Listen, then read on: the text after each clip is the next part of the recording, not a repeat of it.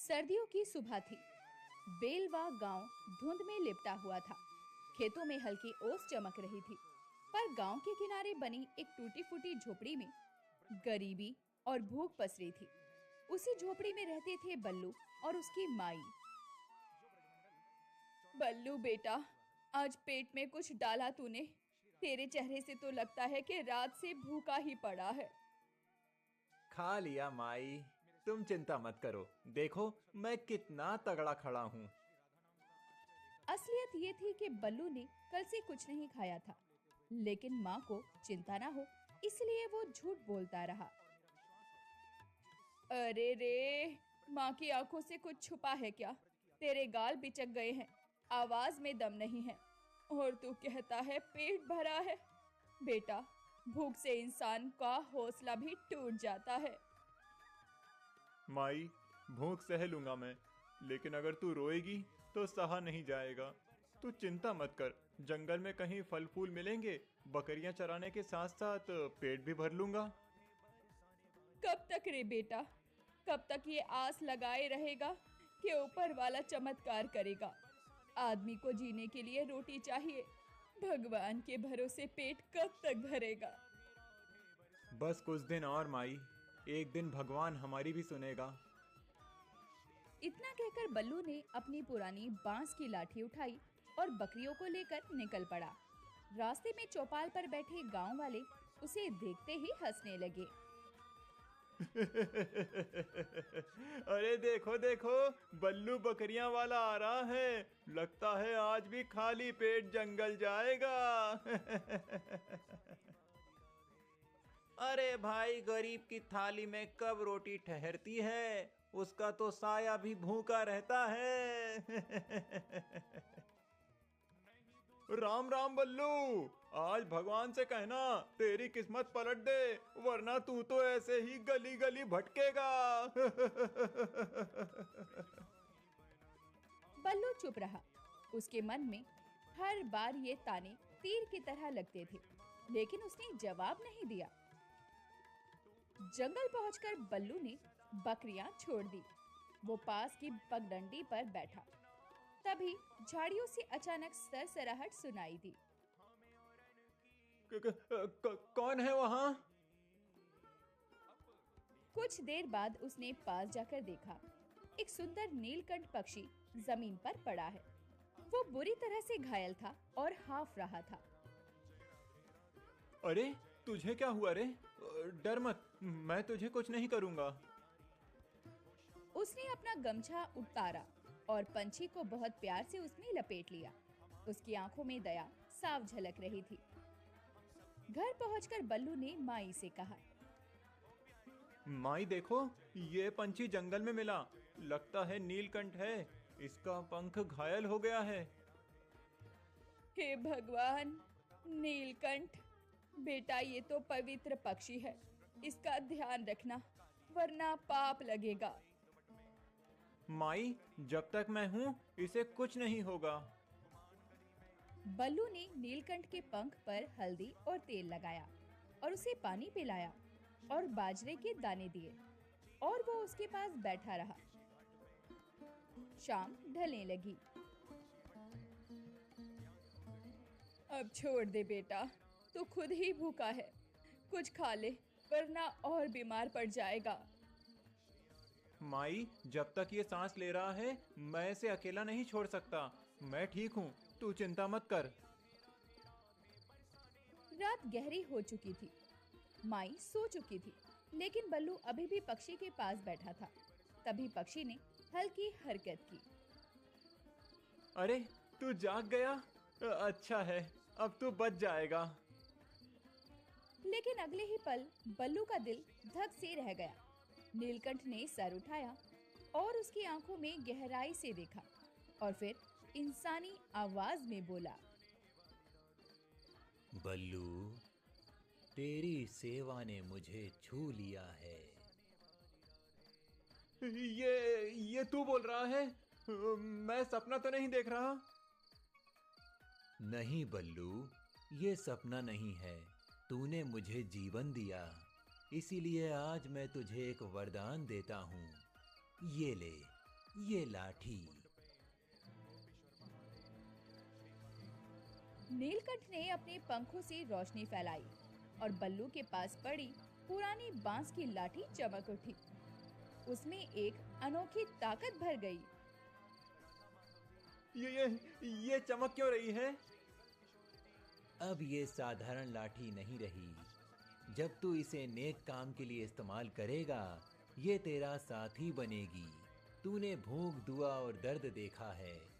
अब इस लाठी से दूसरों का सहारा बन। लेकिन याद रखना, अगर इसमें लालच का इस्तेमाल किया तो ये लाठी तेरा सबसे बड़ा बोझ बन जाएगी। मैं वादा करता हूँ नीलकंठ भाई, मैं इस लाठी को सिर्फ भले कामों में चलाऊंगा। नीलकंठ ने पंख फैलाए और नीली रोशनी में गायब हो गया। झोपड़ी में सिर्फ बल्लू और उसकी चमकती लाठी रह गए। सुबह की धूप हल्की हल्की फैल रही थी। बल्लू अपने हाथ में चमकती लाठी लेकर खड़ा था। पूरी रात वो जागता रहा, सोचता रहा, क्या सचमुच ये लाठी अब जादुई है या मैं कोई सपना देख रहा हूँ। उसके मन में डर और उत्साह दोनों थे। बल्लू बेटा, तू कब से लाठी को घूर रहा है? क्या हो गया तुझे? माई, ये वही लाठी है, लेकिन इसमें कुछ अजीब चमक रहा है। कल रात नीलकंठ भाई ने कहा था इसमें कुछ ताकत है। मैं तो समझ ही नहीं पा रहा। पगला मत रे, लाठी तो लाठी ही है। हाँ, तूने अगर नेकी की है तो भगवान तुझे आशीर्वाद देंगे, मगर ये चमक तमक पर ज्यादा भरोसा मत कर। नहीं माई, ये साधारण नहीं रही। आज मैं इसे परख कर देखूंगा। बल्लू अब बकरियों को लेकर जंगल की ओर चल पड़ा। हाथ में वही लाठी थी। दिल में डर भी था और उम्मीद भी। जंगल में बकरियां घास चर रही थी। तभी झाड़ियों में से गुर्राने की आवाज आई। बल्लू ने देखा, एक बड़ा भेड़िया घात लगाए बैठा था। बाकी बकरियां घबरा गई और भागने लगी। अरे बाप रे बाप, ये तो सीधा हमला करेगा। बल्लू ने हिम्मत करके लाठी जमीन पर पड़ी। जैसे ही लाठी गिरी, जमीन से एक तेज आवाज पैदा हुई। भेड़िया डर कर उल्टा भाग गया। बकरियां शांत होकर बल्लू के पास लौट आई। सच, ये लाठी सच में जादुई है। भेड़िया ऐसे ही भाग गया। हे भगवान! कुछ देर बाद बल्लू को भूख लगी। पेट में अजीब सी जलन होने लगी। माई तो भूखी है, मैं भी भूखा हूँ। काश थोड़ी रोटी मिल जाती। उसने फिर लाठी जमीन पर टेकी और मन ही मन सोचा, थोड़ा खाना मिल जाए। तभी उसके सामने पत्तों से बनी एक थाली प्रकट हो गई, जिसमें बाजरे की रोटियां और थोड़ा दूध रखा था। अरे वाह, ये तो सच्ची रोटियां हैं और दूध भी। शाम को बल्लू वो रोटी और दूध लेकर घर पहुंचा। बल्लू, ये रोटियां कहाँ से आई? मैंने तो कुछ पकाया ही नहीं। माई, बस समझ ले कि भगवान ने भेज दी। धीरे धीरे गांव वालों को खबर लगी कि बल्लू के घर चमत्कार हो रहा है। सुबह कुछ गांव वाले बल्लू की झोपड़ी के बाहर खड़े होकर बल्लू को पुकारते हुए कहते हैं, बल्लू भाई, सुना है तेरे पास कोई ऐसी ताकत आ गई है कि भूखा पेट भर सकता है।